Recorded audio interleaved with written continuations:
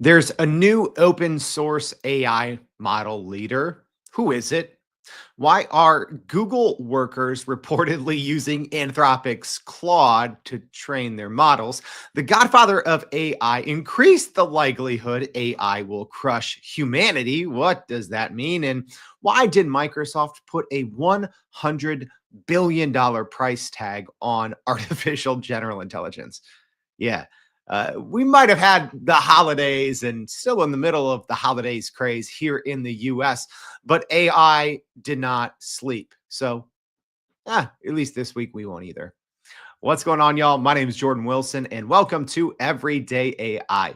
This is your daily podcast newsletter and podcast live stream newsletter. Like, we do so much. It's your daily free live stream podcast and daily newsletter, helping us all not just keep up with what's going on in the world of generative AI, but how we can use it to get ahead to grow your company and your career. If that sounds like you, welcome. You are in the right place. The other right place for you is youreverydayai.com. That is our website. So yeah, you can go sign up for the free daily newsletter where every single day we recap our live stream podcast, but also on there's more than 430 episodes. You can go back, listen to them all, sorted by category. It is a free generative AI university, so make sure you go check that out. All right, so if this is your first time listening, maybe it's your 430th. We do this almost every single week on Mondays, going over the AI news that matters. So you don't have to spend hours every single day trying to keep up. You can just tune in on Mondays and we cut it all down for you. We break it down, cut through the marketing fluff and tell you what matters. So with that, well, first of all, live stream audience. Hey, how's it doing? Yeah, like what Jackie said, last few of 2024. Bronwyn, thanks for joining. Richard and Samuel and Brian and Joe, thank you everyone for tuning in. All right, let's get to the AI news that matters, y'all. A lot going on. A new AI model leader. Yes, at least when it comes to open source models, and it is extremely impressive. All right, so DeepSeek has launched its new open source V3 model, competing directly with OpenAI's GPT-4o. Yes, we have an open source large language model that is competing head to head on benchmarks with the most powerful models, the proprietary closed ones. So the V3 model is now available on GitHub, allowing users around the world to utilize and modify the model, promoting collaboration and innovation without the constraints of proprietary software. So yeah, if you're brand new to the large language model game, you're like, what's open source, what's closed source? And there's some things in between, but open sources, anyone can go and download them and run them, right? And costs are extremely low. So you can use DeepSeek online. More on that here in a second. So DeepSeek emphasized that V3 has achieved performance comparable to top proprietary models like GPT-4o and Claude Sonnet 3.5 in various benchmarks, highlighting its capabilities in logical reasoning and problem solving. So it uses a mixture of experts or MOE architecture, and V3 optimizes its performance while remaining accessible to developers and researchers who may not have the resources of larger corporations. So this release comes at a time when demand for flexibility and customizable AI solutions are on the rise, attracting interest from companies and individuals looking to integrate advanced AI into their projects without incurring a high cost. So DeepSeek positions V3 as not only a cost-effective alternative, but also a strong contender for organizations focused on developing specialized applications in coding and mathematics. The model is governed by a license that permits reproduction, modification, and commercial use, enhancing its appeal among startups and independent developers looking to innovate without facing legal barriers. So, pretty big news here out of from DeepSeek and their new V3 model. It is a fraction of the cost of others, and it's open source, y'all. So this is from a Chinese company, and y'all, 2025, get used to a lot of AI news and large language models news coming out of China, but it is a fraction of the cost to use DeepSeek. So it's still a brand new model. I've barely had the chance to play with it, but hey. If you have, maybe you're in our live stream audience or listening on the podcast, send me an email. Let me know. Do you all want to know more about these models, these open source models from overseas, right? Here on the show, the only kind of open model, and it's not true open source that we talk about a lot, is Meta's Llama models. Not true open source, but kind of in between. I don't know how much interest there is out there in these models. You can obviously use this on Hugging Face, so you don't have to have a supercomputer in order to download this, but it's a fraction of the size, a fraction of the cost. We'll be dropping all of those bullet point details in the newsletter. All right, our next piece of AI news that matters. This one's weird.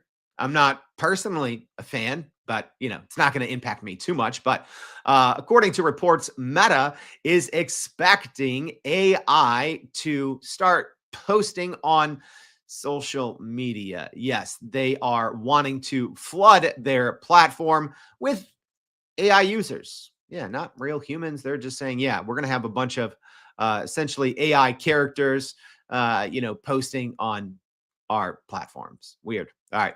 So according to the Financial Times, Meta is set to introduce AI-generated characters on Facebook, aiming to enhance user engagement through interactions similar to those with real humans. Yeah.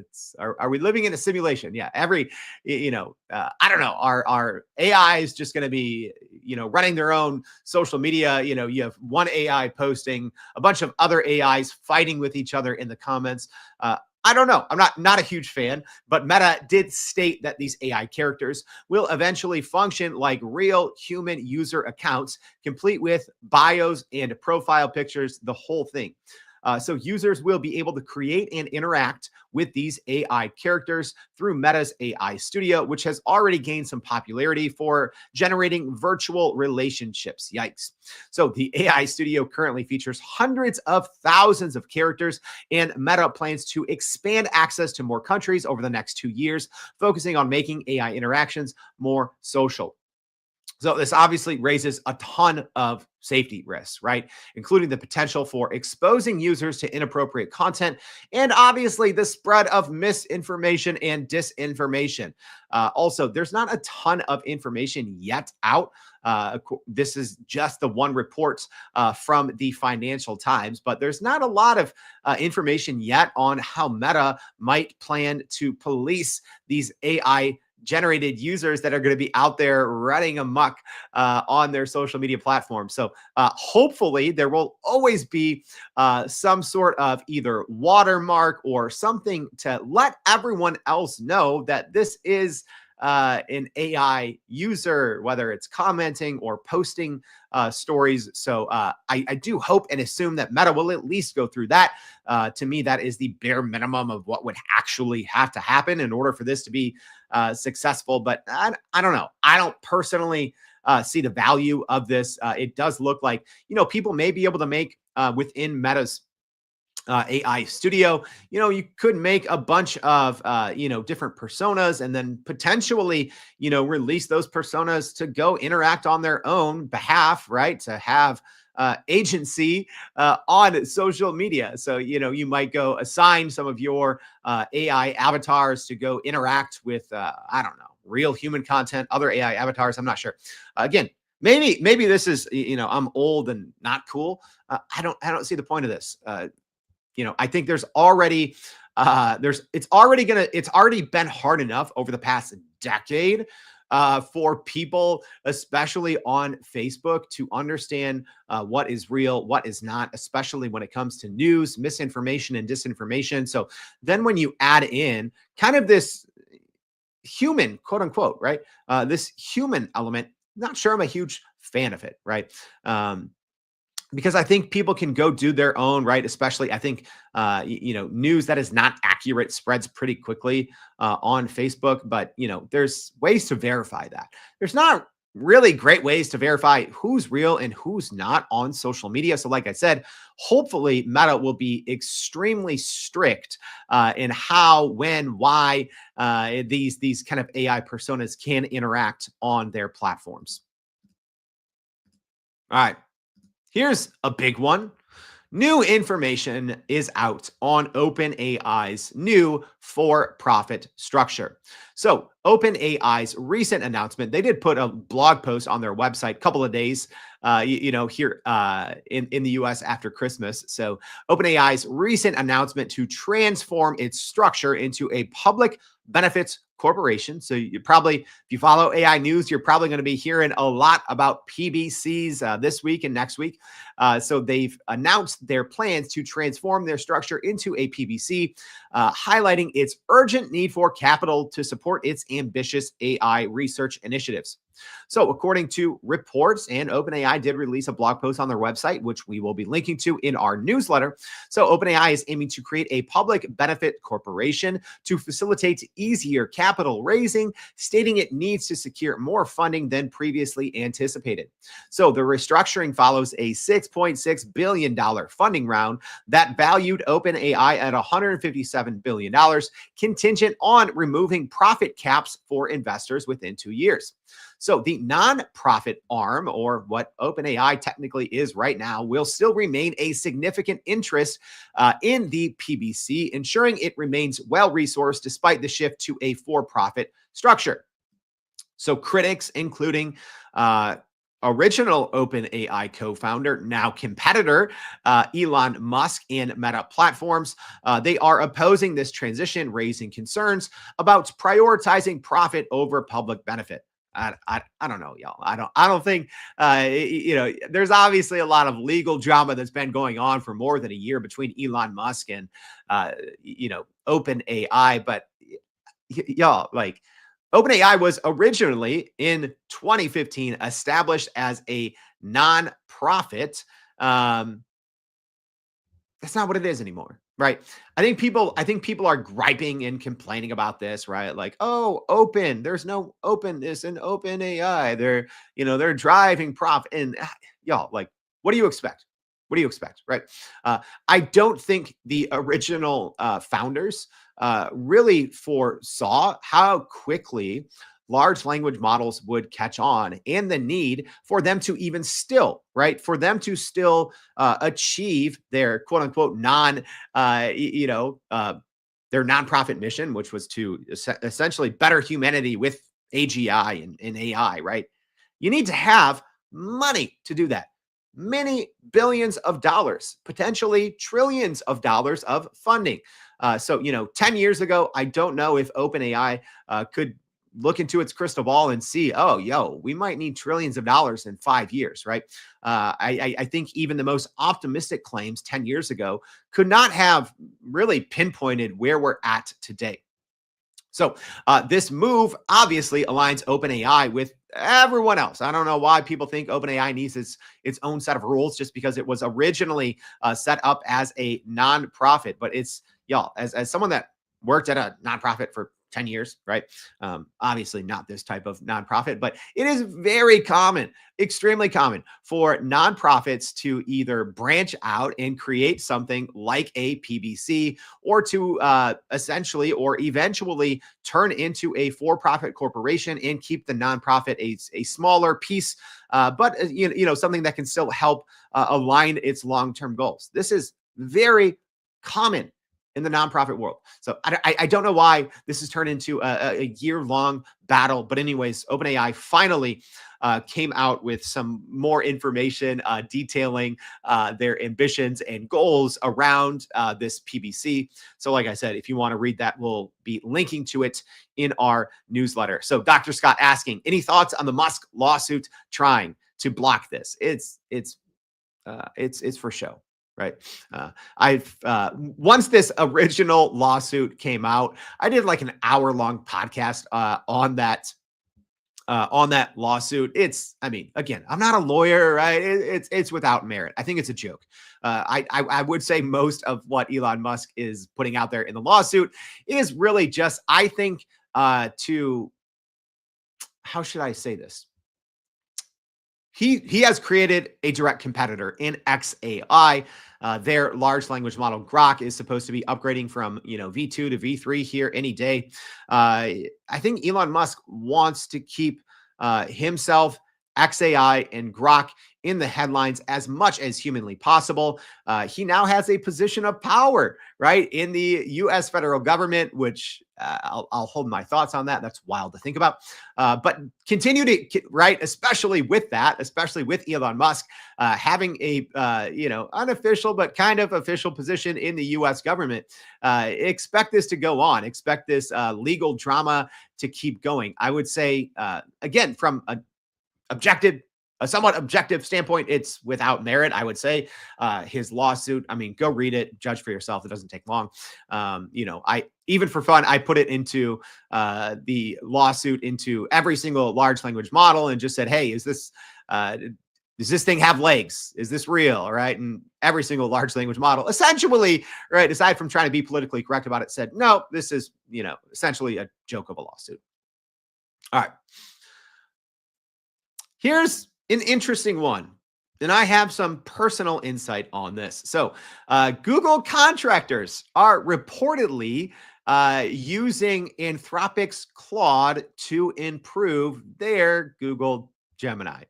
All right. So, according to reporting from TechCrunch, Google contractors are tasked with scoring Gemini's outputs against Claude's, focusing on criteria like truthfulness and verbosity. Is that how you say it? Verbosity, with up to 30 minutes allocated per prompt evaluation. So internal communications, again, this is according to reports from TechCrunch. So internal communications reveal that references to Claude are appearing in Google's evaluation platform, suggesting a direct comparison between the two models. Notably, Claude's responses prioritize safety more than Gemini, often avoiding prompts deemed unsafe, whereas Gemini often is being flagged for safety violations in certain responses in the testing. So Anthropic's terms of service prohibit using Claude to train competing models without explicit permission, leading to speculation about whether Google has obtained such approval. A spokesperson from Google DeepMind confirmed that while model outputs are compared for evaluation, they do not train Gemini using Anthropic's models. So, kind of working in the gray area there. And concerns have obviously been raised by Google contractors about their ability to accurately assess Gemini's responses on sensitive topics like healthcare, indicating potential risks in AI-generated information. All right. I'm going to go ahead and reveal something I haven't revealed before. A $1 trillion company reached out to me and recruited me to help them train their models. All right. I'm not going to say who. Anyways, just for fun, I went through the process just to learn more, right? It's not every day a $1 trillion company reaches out to you to say, hey, can you help us train our large language models? But from the process, and seeing how these contractor agreements generally work with these large tech companies, I think this is happening all the time, right? Even going back to our initial big story with DeepSeek, the new Chinese large language model, the V3 model, right? A lot of people are talking about online. If you ask DeepSeek, what it is, what are you based on? You get these responses from DeepSeek that says, hey, I am GPT-4. I am based off of OpenAI, right? So I'll probably do a dedicated show on this at some point, maybe in 2025. But I can tell you this. The combination between remote hybrid workers, using contractors to help in various aspects of training large language models, all models, and y'all, I'm not talking about Google, Claude, whatever here. All models use outputs from other models to evaluate, period. And I would go ahead and say this is, I'm guessing a little bit here, but I will say it is very safe to say that certain large language model makers also use other large language models, specifically the GPT models, to train their models as well. So I don't think this is necessarily right. If you're someone that, like myself, this is not shocking, but I think this is grabbing a lot of headlines right now, right? Like, oh my gosh, Google contractors are using Claude to either evaluate and maybe train its Gemini models. The evaluation part, very common, right? I will go and say, I would say most models, right, when they're training their, most model makers, when training their models, they're probably running the exact same prompt through at least 8 different large language models to see how theirs compare, right? Especially when they're going through that reinforcement learning with human feedback, right? So the RLHF, right? And they're trying to tell a model, hey, when this input, when a user enters this input into the model, it should have this type of output. This is an example of an output. This is a good one. This is a bad one. Guarantee everyone's using every other large language model out there, right? To see, because you want to be safe. You want to make sure that a large language model has good, strict guidelines. But obviously, like we just saw in this story, Claude Anthropic, specifically states that you cannot use their model to train, right? So there is this ambiguity that I think a lot of companies operate in: training versus evaluating, right? So you're not necessarily using outputs to say, hey, this is how we should respond from other large language models, but evaluating, right? It's very common. All right.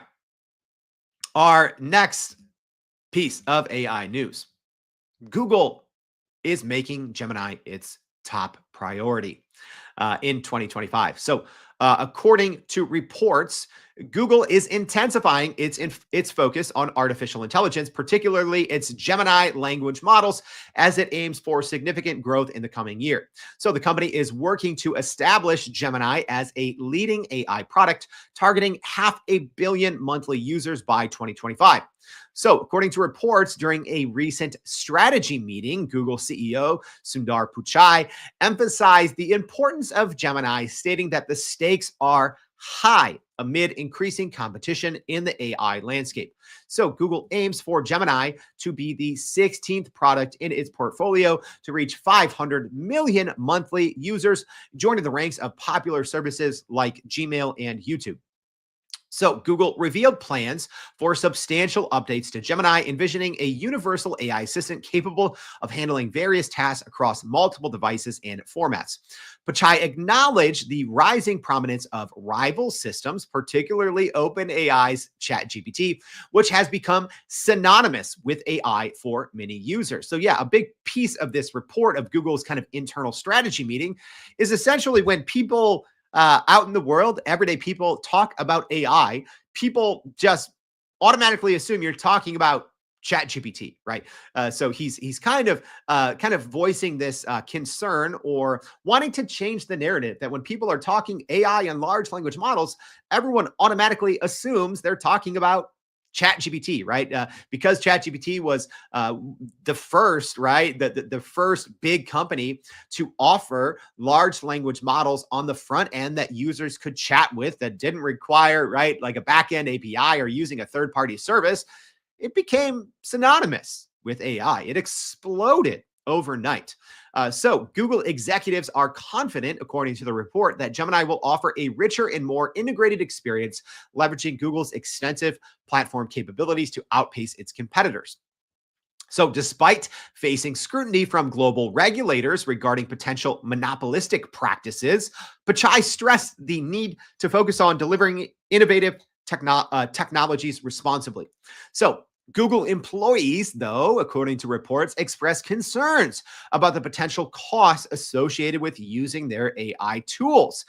Essentially, they were saying, yo, we don't want a $200 per month plan like OpenAI has. However, leadership assured them there were no plans for high subscription fees, such as that $200 per month. Here's the thing, y'all. I'm not going to say it's too little, too late for Google. And I've been extremely harsh on Google, especially, early 2023 and early 2024, because Google was asleep at the AI wheel. They were. It was almost a year It was almost a year after ChatGPT that Google released what was then called Bard to the public. For a company like Google, they dropped the bag. I think Google could have a stranglehold on the AI market. They have access to all the users. They completely failed in 2023 and early 2024. Let's be honest. I think they won the last quarter, right? Their December with the release of their experimental Gemini 2.0, Gemini 2.0 Flash, right? Those are the experimental, not the final versions. Their new research tool, all their agentic tools, a lot of them in beta. I think Google won the fourth quarter of 2024 because of their strong December release, going head to head with OpenAI when OpenAI had their 12 days of OpenAI.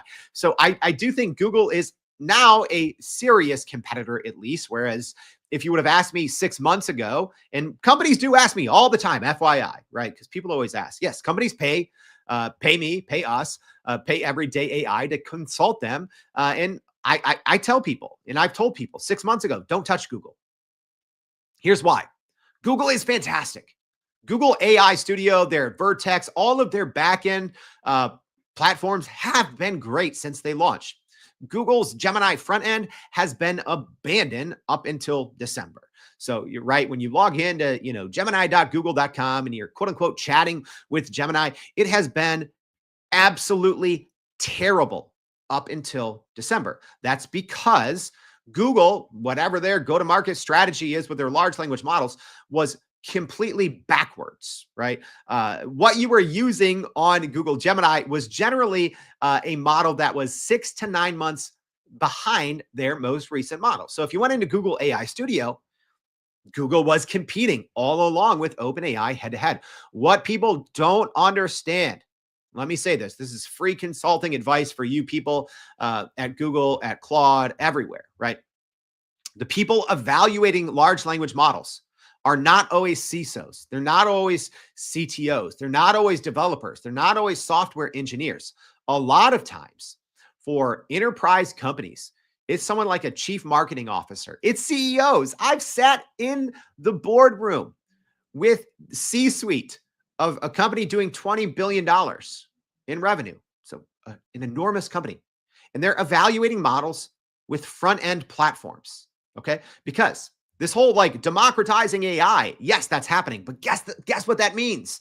Smart people at Google who fumbled the bag.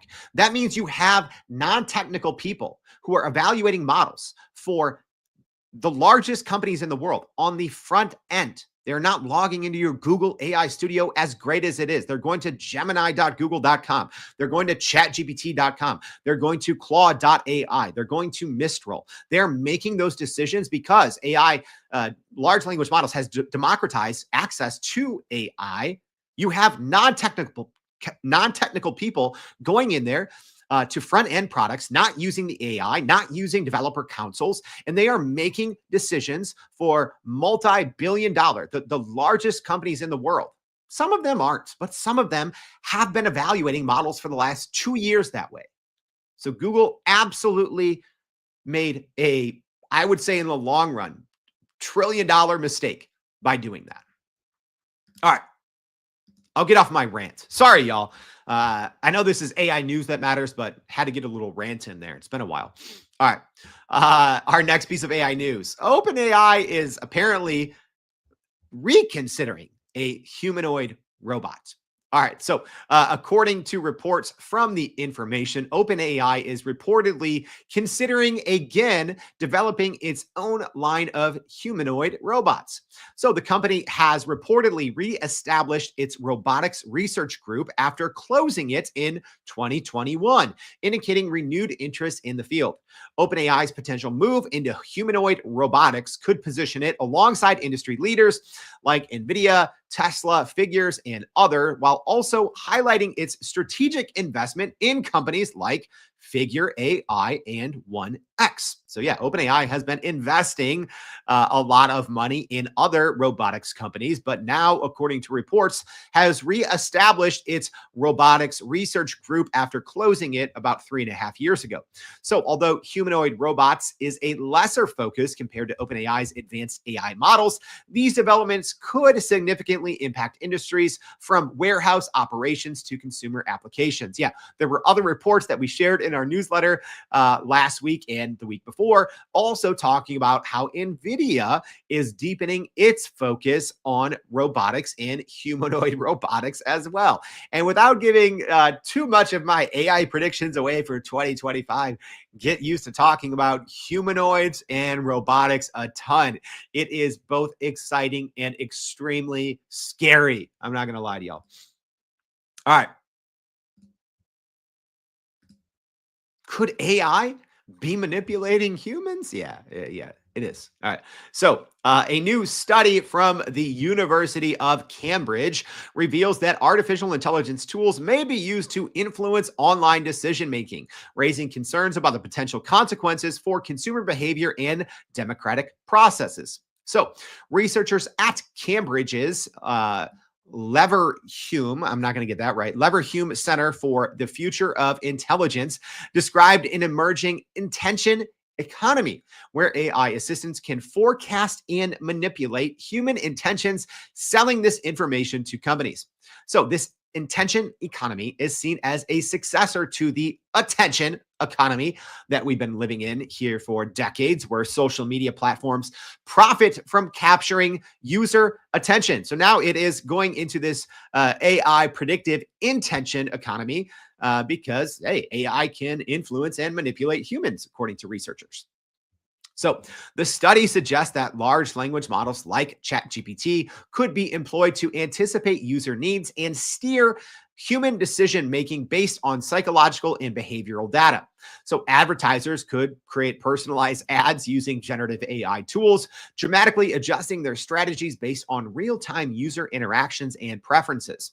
So, the research indicates that tech executives foresee a future where AI models will accurately predict user intentions and present tailored information to guide their choices.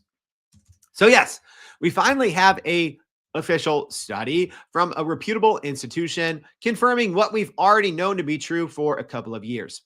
So, yes, AI can manipulate humans. Not only that, but large language models have already been used for a very long time in creating synthetic data, right? And guess what? That synthetic data, or essentially, these large language models are creating data that is used to train other models, right? So model distillation, but also it's using synthetic data for synthetic user testing, right? So big companies, instead of running focus groups with dozens or hundreds or thousands of humans, they're just using synthetic AI data. So this is not new, but I do think as we start transitioning from kind of 1.0 or step one models to step two, so going from kind of GPT models, transformers, your traditional chatbots, to models that learn, models that reason, models that self-improve,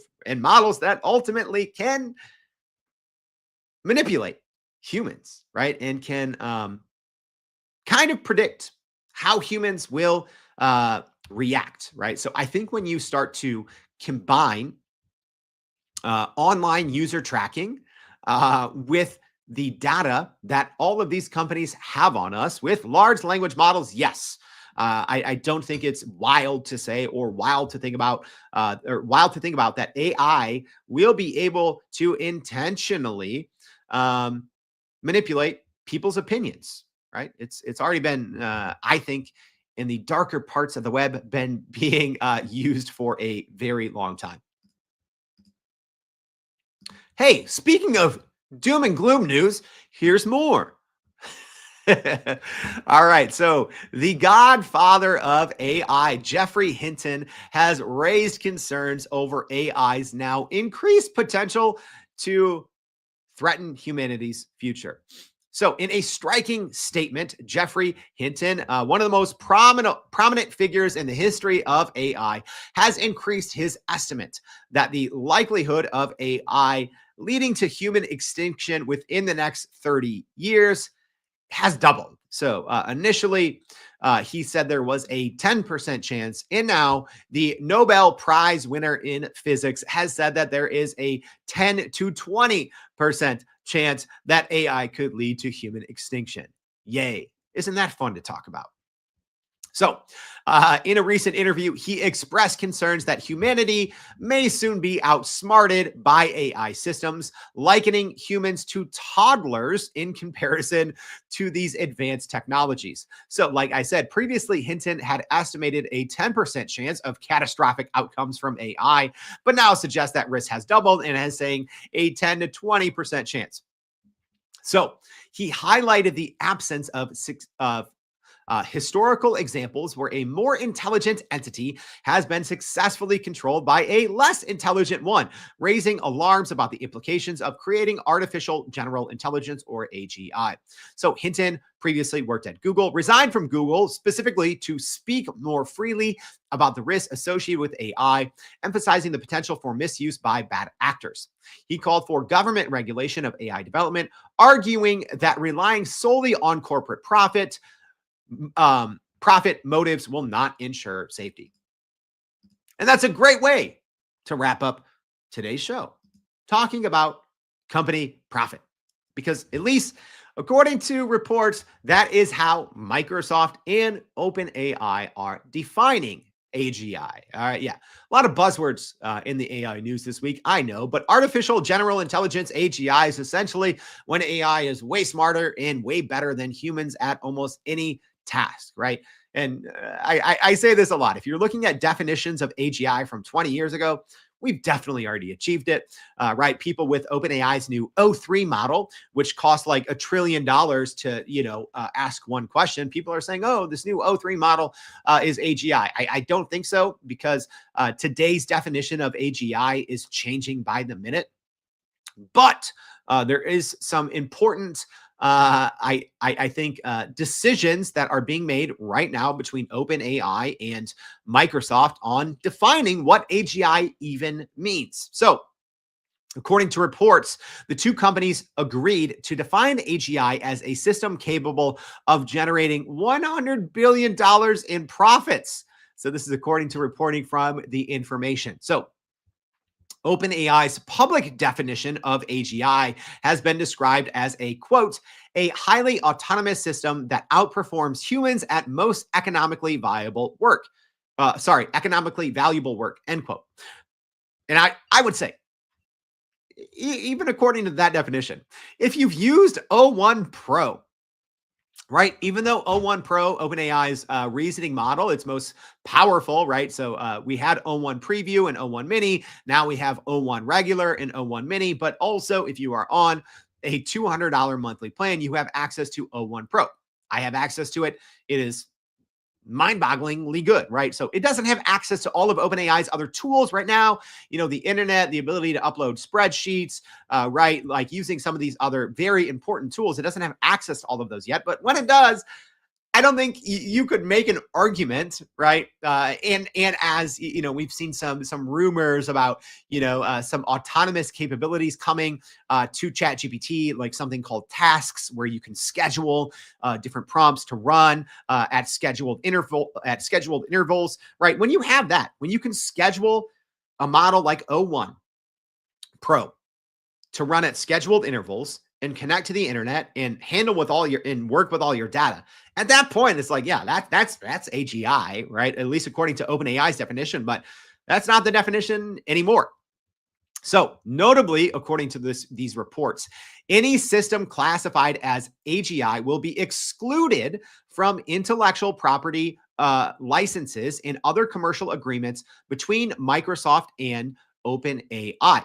And their partnership, right? Because OpenAI has reportedly received more than $13 billion in investments from Microsoft, and Microsoft reportedly has a 49% stake in OpenAI. But there was this clause that essentially is like, yo, when we get right, when OpenAI gets to AGI, Microsoft can no longer use that technology in its products because right now, even though we saw a lot of reporting recently that Microsoft is reportedly diversifying the models that you can use inside of its Microsoft 365 Copilot platform. But right now, it exclusively runs on, as far as I know, it exclusively runs on OpenAI's technology, right? So, obviously, Microsoft has hung its hat on the future of OpenAI's models. And there's been a lot of talk recently, especially, in the Microsoft circles, is what happens when OpenAI says, hey, we've achieved AGI, because previously it was OpenAI's board of directors, their board members essentially, that said, hey, we've achieved AGI. And then at that point, Microsoft would only be able to use pre-AGI technology inside Copilot and its other platforms. And that's not right. It's not a great future, especially if you are a Microsoft fan, a Microsoft user, right? So now, according to reports, they've changed that agreement, because that is an extremely, I'm surprised that it took it this long to get to where we're at. Because to have a company like Microsoft, which, depending on the day, is the largest company in the world by market cap, to have it say like, hey, board of directors, hey, handful of people at OpenAI, you essentially get to decide when we've quote unquote achieved AGI. And then at that point, Microsoft Copilot and its billions of users, right, of Microsoft systems can no longer benefit from the future technology that is considered AGI. Yeah, that's not a great way to determine, the future of a $1 trillion company. So now it is essentially when a AI system has the track record or the capability to reach $100 billion in revenue. So interesting. Also, OpenAI CEO Sam Altman has expressed optimism about achieving AGI sooner than expected, suggesting its impact may be less significant than anticipated. Yeah, I think a lot of people are thinking, AGI, it's going to be this like catastrophic line in the sand that, it's like, oh, after AGI happens, the world completely changes. I don't think that's the case, right? Because it is going to be arbitrary, but now not so arbitrary, right? Before it was, kind of like a vibe check. OpenAI's board of directors would be like, yeah, we've achieved AGI, right? Like I said, I think when an O1 model, or a model that does chain of thought or reasoning, or a logic-based model, once it, whether you want to talk about O3 or whatever, right? But once you give it access to everything that the GPT models have, right? If right now, if O1 Pro had access to everything GPT 4.0 has, right? So all the other, ChatGPT's Canvas tool, its ability to browse, ChatGPT search, DALL-E, Sora, whatever, right? I know right now you can't access Sora within ChatGPT, right? But if O1 Pro had all of these things and the ability to schedule prompts or to schedule tasks, like, I don't know, I'd say that's probably AGI. But now there's $100 billion price tag on the AGI definition. All right. That's it, y'all. As a very quick recap, here are the AI news stories that matter for the week of December 30th, our last AI news that matters for 2024. So DeepSeek has launched their open source V3 model, and it is benchmarking very close to the world's strongest and most capable proprietary models, such as GPT-4 and Claude Sonnet 3.5. Meta, this one's weird. Meta is expecting AI characters to be posting on its social media platforms soon. OpenAI has released more details on its plan to restructure into a public benefit corporation. Google is reportedly, or sorry, Google contractors are reportedly using Anthropic's Claude AI to compare and evaluate its Gemini responses. More Google news. Google is saying AI is its prime focus in 2025. About time, Google. You're only like 3 years too late. According to reports, OpenAI exploring humanoid robots. Researchers are saying that AI tools could manipulate online audiences. The Godfather of AI says now there's a 10 to 20% chance that AI is going to extinguish all us humans. And Microsoft and OpenAI have reportedly put a $100 billion price tag on the definition of AGI. All right. I hope this was helpful, y'all. If it was, please do a couple of things. Tell someone about it, right? If I think we only have one more show in 2024. If you gained, right, if you gain benefit from everyday AI this year, please tell someone about it. If you haven't already, go to youreverydayai.com, sign up for our free daily newsletter. We will be recapping all of today's stories and a lot more, but also please tell someone about this. If you're listening here on LinkedIn, a lot of work goes into everyday AI. Every single Monday through Friday. We'd appreciate it if you could share with your network, tell someone about it, but also tell them to go to our website because there's there's so much, thousands of hours of free AI information sorted by category, no matter what you care about, by the world's leading experts. All right, y'all, thank you for tuning in to our last AI news that matters of the year. Hope to see you back tomorrow and every day for more everyday AI. Thanks, y'all.